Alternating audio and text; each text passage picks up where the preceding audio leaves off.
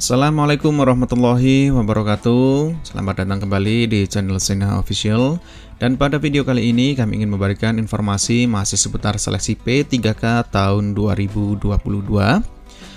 Dan yang pertama, kami ucapkan selamat kepada Bapak Ibu semuanya, baik itu untuk pelamar prioritas maupun juga pelamar umum yang ketika login ke akun sscsn.bkn.go.id mendapatkan tampilan seperti ini.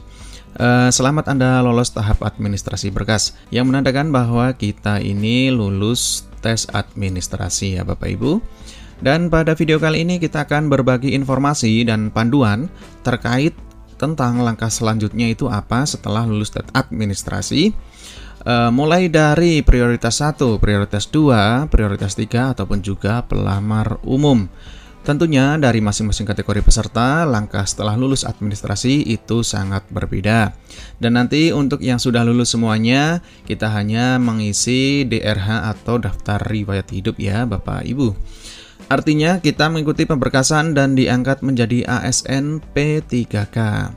Merupakan hal penting yang perlu diketahui oleh Bapak Ibu semuanya, baik pelamar prioritas maupun juga pelamar umum. Bagaimana informasinya?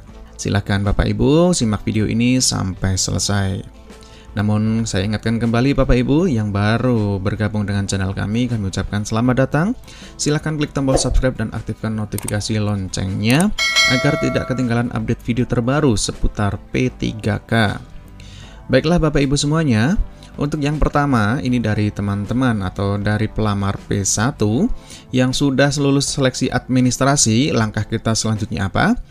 Dipastikan ini untuk teman-teman seluruh pelamar P1 yang sudah mendapatkan penempatan dan sudah mengakhiri pendaftaran. Dipastikan teman-teman sudah lulus seleksi administrasi semuanya ya. Dikarenakan untuk teman-teman pelamar P1 ini, untuk seleksi administrasi masih menggunakan seleksi administrasi di seleksi P3K tahun 2021 kemarin ya Bapak Ibu. Nah, langkah teman-teman setelah lulus seleksi administrasi ini bagi pelamar P1, ini adalah kita tinggal menunggu jadwal berikutnya. Jadi kita nanti setelah lulus administrasi, kita tinggal menunggu pengumuman hasil seleksi dari yang P2, P3, dan juga pelamar umum. Artinya di sini kita nunggu sampai dengan tanggal 2 dan 3 Februari tahun 2023. Jadi untuk pelamar P1 kami berharap bersabar terlebih dahulu ya Bapak Ibu.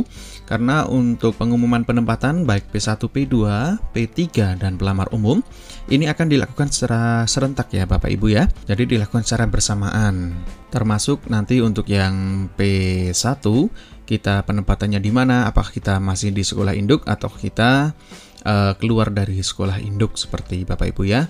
Nah, untuk P1 nanti langkah berikutnya tinggal hanya mengisi daftar riwayat hidup saja ya, yaitu pada tanggal 2 sampai 3 Februari tahun 2023. Dan berikutnya untuk pelamar P2 yaitu tenaga honorer K2 yang belum mengikuti P3K tahun 2021 ataupun yang sudah mengikuti tapi belum lolos passing grade, ataupun juga pelamar baru dari unsur tenaga honorer K2.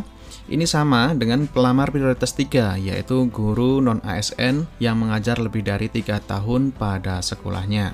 Untuk langkah berikutnya untuk P2 dan juga P3 yaitu tanggal 27 dan tanggal 28 Desember yaitu akan mengikuti tes seleksi observasi yaitu penilaian kesesuaian oleh kepala sekolah dan guru senior dan juga pengawas. Kemudian pada tanggal 29 November sampai dengan tanggal 3 Desember tahun 2022 juga akan mengikuti seleksi penilaian kesesuaian oleh Dinas Pendidikan dan BKPSDM. Lalu kemudian apa saja yang akan dinilai dari observasi tersebut Bapak Ibu? Yaitu terdiri dari 4 unsur. Mulai dari kualifikasi akademik, kompetensi teknis, dan kinerja, kemudian pemeriksaan latar belakang.